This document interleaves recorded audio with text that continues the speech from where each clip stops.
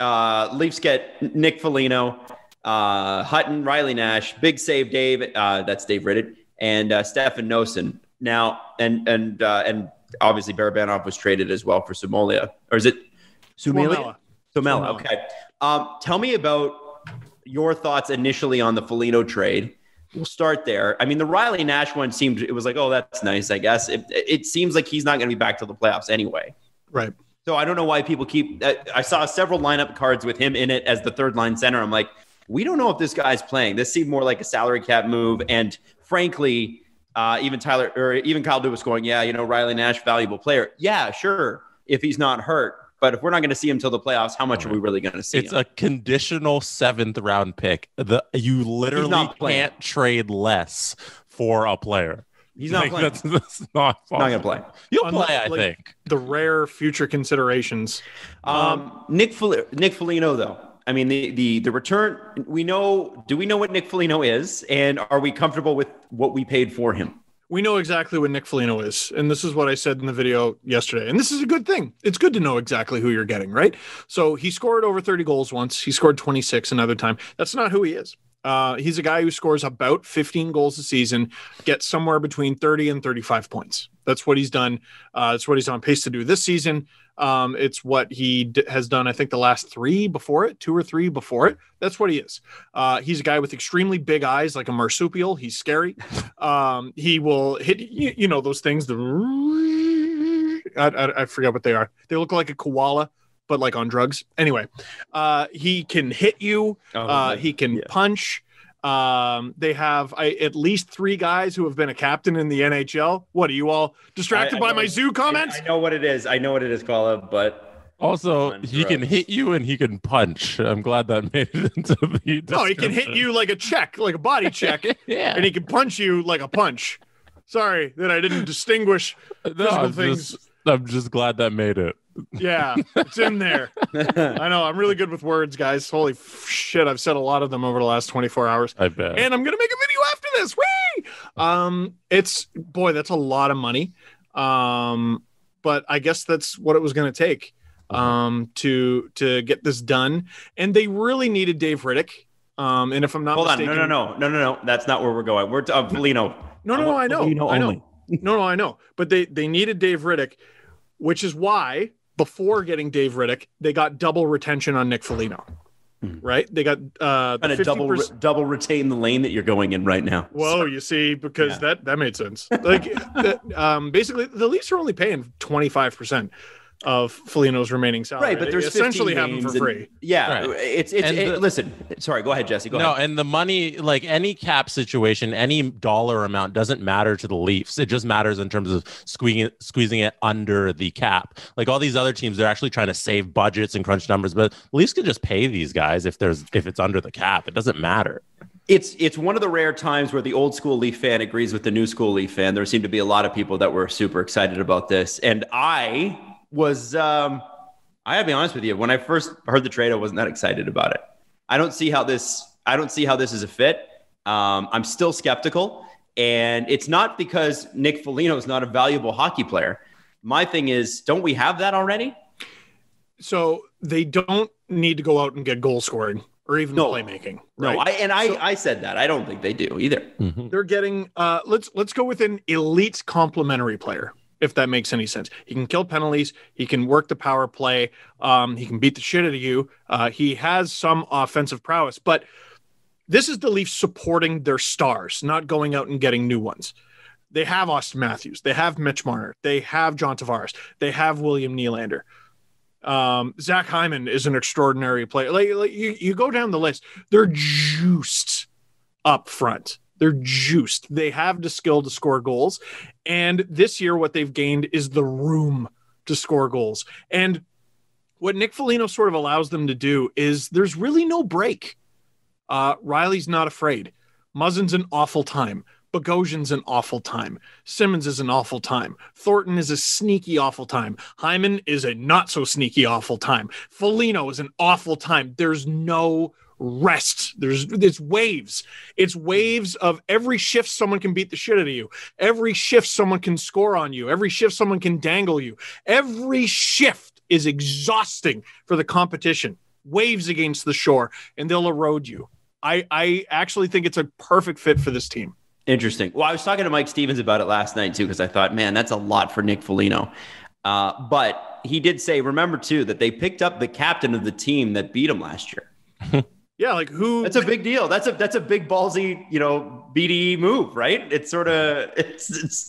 That's I was disappointed they didn't get Bergeron. I thought they had the room to do it. I really did.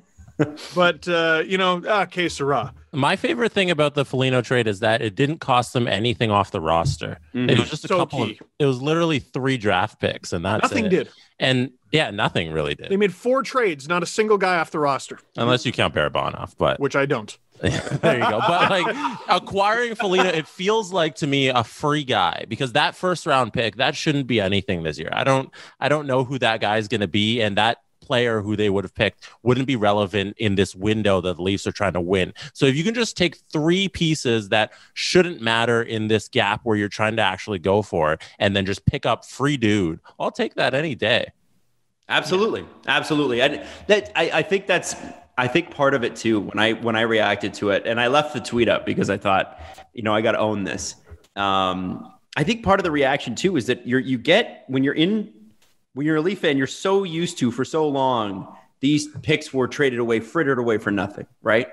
And then we got into the stage where it was like build, accumulate. And then for a couple of years there, it was like, well, okay, we're going to trade a second round pick for Thomas Plekanec, and that's going to bite us. Or Brian Boyle, and that's going to bite us, which it sort of did.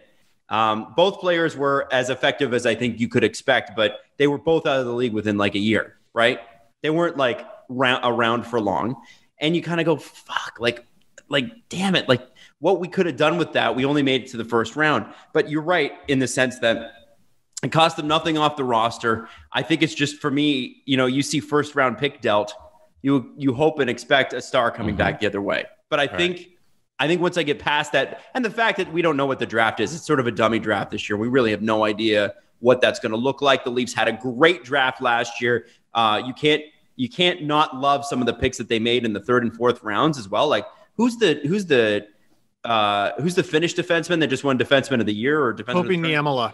Yeah, like there's a guy that they sort of like, yoink, here we go. They picked 12 guys last year. Yeah, so they've got of dudes. They've got the prospect capital. Kyle Dubas talked about it. Listen, it's not. They got Hollander. Suppose I was expecting, and I had been led to expect, because that's until Gauch arrived, and this is a really important point, and I do want to get to this. Until Gauch arrived, you were expecting a top 6 forward. That's what they were said to be targeting. But Gauch has given them the opportunity not to have to do that. And I do want to talk about that, because is there a chance that Liljegren, Sandin, or Robertson are still on this team if Gauch hasn't emerged the way he emerged? Like, as in, one of those guys is probably gone, right? Oh, if you're going after a top 6 world? No, I don't think so. They did say top prospects were on the table. They did. But who out there got that haul? Nobody. Yeah. The only what guy would have warranted giving up Robertson? I wonder what could have had. Like, I wonder if there was a name that we really hadn't even heard of. Could be. Mantha is the only guy who really fetched that. Or what if the Leafs talk to the Capitals about Jake Vrana, Palmieri, and Zajac? But even that was like principal picks. Mm-hmm. No one gave a shit about trading picks, and they shouldn't give a shit about trading picks this year. And like, I look at the prospect pool and the work they did in October, drafting 12 guys, and what they did with the Kapanen deal. Underrated deal I was talking to someone about today. Andreas Johnsson for Joey Anderson. Joey Anderson's played 1 game for this team. Johnsson's got 10 points in 40 games. That's huge salary. It's the money. Oh, it's the money. No retention. Oh. Like the work they did this offseason and how they've performed on the ice. I'm like, I literally don't care if you pick in this draft. Right. It doesn't matter. It really doesn't matter. Now, tell me about Hutton. What do you guys think? Obviously a depth piece, but where does he slot in? And is this a guy that he's a left-handed shot D, is he not? Yeah. Is he the guy who a few years ago we were confusing him with Matt Benning? Yes. And we had that really confusing conversation, and to this day, I'm not actually totally sure who we were talking about. And just on the picks for a moment, like I feel like the three of us in our veins, we still have the Kessel 2 first-round picks trade. Brian Burke going out and getting Kessel, and that's screwing us over for 2010 and 2011. So whenever we see those things, I feel like as Leafs fans, we're like, no, not this again. And also, by the way, we're still paying the retention on Kessel's salary through next season. So like, this isn't that. That's why I'm happy. I'm jacked about it, because it's not these terrible deals where we're going to get screwed in the future. Well, and you're absolutely right. And I think it was James Myrtle that put together a piece for The Athletic this week that was the deals, every deal in the Shanahan era. Oh my God. Every single one, every trade. They look different now, don't they? They certainly do. And it talks about what were slam dunks and what were seen as slam dunks at the time, which are no longer, or, things like that. It's a very fascinating read, but that's one of them where it's like, it's an okay deal, the Kessel deal, but how did you retain 1.2 till for like 7 years? Yeah. Why did you do that? Yeah. I was surprised with the Kings deal, them retaining half on Carter, because that's next season too. That's a lot of money. It's 2.6. It's over 2.6. I would expect that maybe Iafallo also eats up any money that they would have saved on Carter. But I think that the Kings, it seems like they've got something good going, and it's just one more year, and they're not expecting to win next year anyway. So it's sort of like, you know what, whatever. Let's try to get something for Jeff Carter, which honestly, with the money he was getting paid, I don't think they would have got it any other way. Right? Yeah. It's assets for something.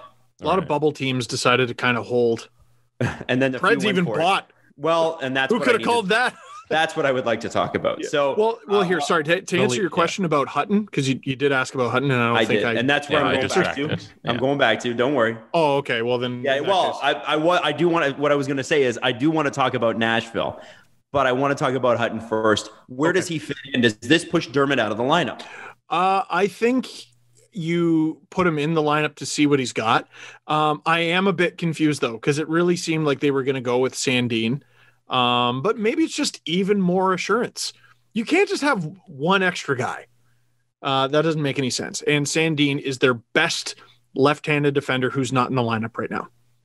And, it's no disrespect to the guy, but like, let's say you need two. I mean, I think the drop-off to Calle Rosen's pretty harsh. Like, I don't mind the guy, and he performed well during the Calder Cup run that they had in 2018. It's not the same. It's not the same. And if they lose one of Riley, Dermott, or Muzzin, I gotta trust you. And I'm not sure I do. Now you got the kind of depth. Like, look what the hell happened to Pittsburgh I can't remember if it was 2016 or 17, when they basically had Ron Hainsey and a bunch of paper clips on their back end and somehow ended up winning the Stanley Cup, or the Canucks using 13 defensemen to go to the Stanley Cup final in 2011. The Leafs cannot afford to go 13 defensemen deep. No. I don't know if there's a ton of teams that can, but Hutton is a big body. He's got some experience. Kevin Bieksa seemed to really like him on the broadcast. Said he's a really positive guy. Yeah, they are. Yeah, but like he's gonna say some positive stuff. It's true, but he didn't have to say something like he's never had a bad day in his life. You know what I mean? He didn't have to say something like that. So he's like another great glue guy in the room too, right? Yeah. It's like, I like to think about Pokemon cards, and you know how you can get the booster cards that add to your attributes? Good attitude, +5. There you go. You know what I mean? I feel like everyone on this team is +5 this year. They're just and Kyle Dubas did say this is the closest knit group he's ever seen with the Leafs. Oh my God, they look like they're having a good time. Yeah. Marner with that like on the tying goal against the Sens. They just love scoring goals. Mm-hmm. They're just having fun. And they wanted to do it for Jack, who you gotta love, right? Absolutely. Yeah. So adding a guy who's probably going to be a good player for you and also has a good attitude. And it was funny watching some of the charts that were getting uploaded today, because Ben Hutton's chart this year is terrible. And his chart the year before was good. And the problem with these charts is they tell you how their season's going and how last season went, but no hockey player forgets how to play hockey overnight or remembers how to play hockey overnight. So I think the truth with Ben Hutton is somewhere in the middle. And I feel like playing for a pretty bad Anaheim team too. Yeah.